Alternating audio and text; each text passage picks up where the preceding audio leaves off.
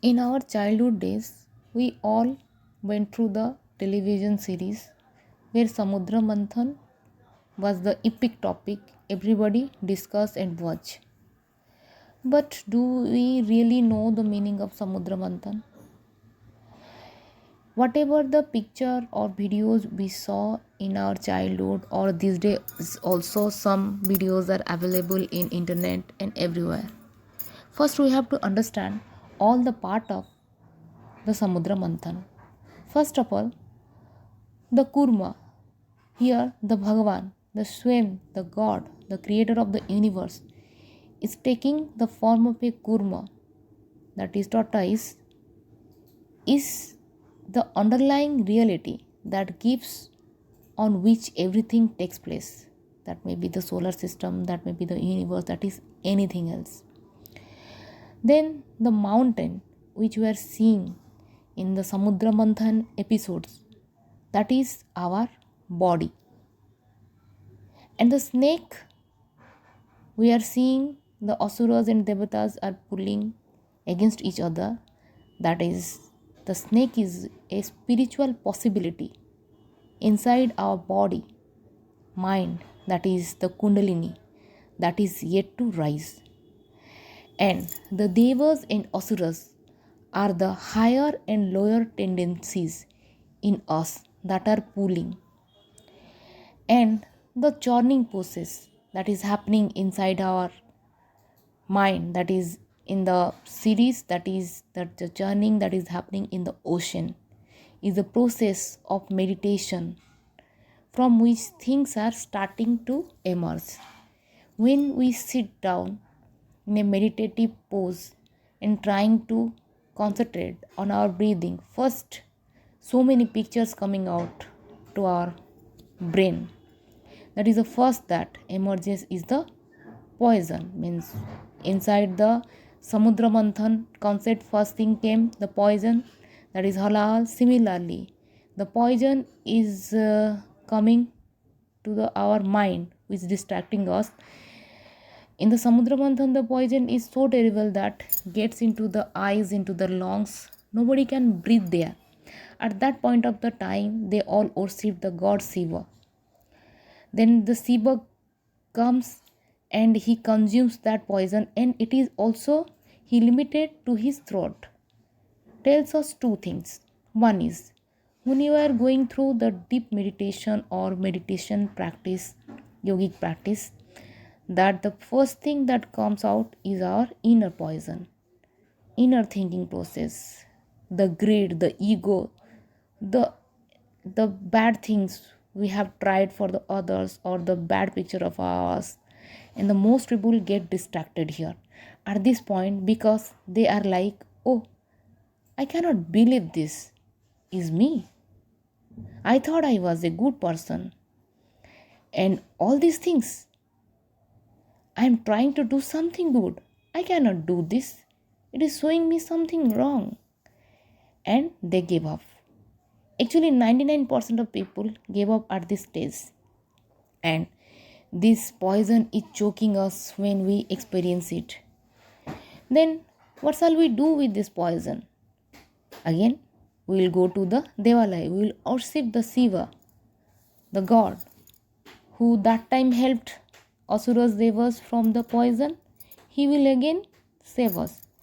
So, worship Mahadev and offer him, please consume the bad things, the poison of my mind, and then follow the path of meditation. Because when the poison comes, when the thoughts come, when the tendencies comes in the seated position of meditation, then offer it to the God. That is one thing. Because God is the only one who can consume it without being consumed by it. That's why the Lord Shiva limited the poison to his throat only. That's why he called Nilakanta. Then again recall the episode of the Samudra Manthan. Then Dhanvantri, the Lord Dhanvantri, come out with the Kalas of Amrut. When that nectar of immortality is brought up, suddenly everyone wants it. Devata and Asura. Now we will understand the concept of satsang.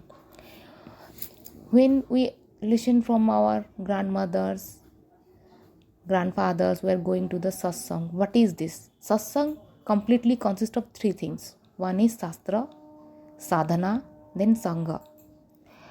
What is Shastra? Shastra are the scriptures, the knowledge, the 18 Puranas, 4 Vedas or Upavedas or that Vedantas. Sadhana. Sadhana is some practice. Some practice needs to be there to allow that wisdom to take root. That may be yoga, deep meditation, reading the literatures of the Puranas, or listening from some wiser one, going to the mountains, temple, everywhere to the knowledgeous person to collect that, collect that wisdom, to root the wisdom tree inside us. And the Sangha. Sangha means the similar thinking people in a group. If we all are spiritual, if we all are practicing Sanatan Dharma, so if somebody is going to distract, other will not allow that person go to the out of the track. So that Sangha comes to the picture. So we need relationship in our life that nurture us. Similarly, when the Amrita come to the picture, Devata and Asuras, they fight each other. They want that nectar. Suddenly, the Vishnu assumes the form of Mohini and holds that nectar. Mohini is one who enchants the entire universe. Then when the Vishnu came, he tries to give to that nectar, that Amrut, to the Devatas. One Asur, he came to know something is going to happen, we Asuras will not get. So he joined the Sangha of the Devatas. That's why he got some Amrut. After that, the Sudarshan Chakra make two part of his body. One become the Rahu and Ketu. But due to the satsang, that song of Devatas, he got the nectar. That's why he till now alive. So, as a result of being that good company, Rahu and Ketu, that was born as an Asura, has been elevated.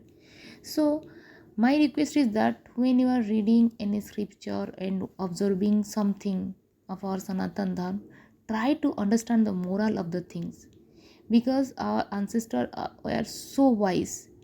They keep things in the terms of poet, because whatever the things you are listening, seeing, the stories, there is a deep meaning inside that.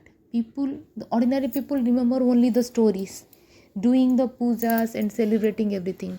But the wisest, the people who are practicing Vedas, meditation, yogas, they understand the deep meaning inside that. That's why people say if you read the Gita, you will understand every time different things. Similarly, our everything, Vedas, every sloka has a very deep meaning. If you understand the surface only, at least the normal poem itself, you will get some knowledge and you will become so happy. But if you understand the deep meaning, then you will get the inner peace. So try to understand the deeper meaning of the every puja, every shloka, every stories. Why that story is enchanted by the god or in Vedas, try to understand. Thank you.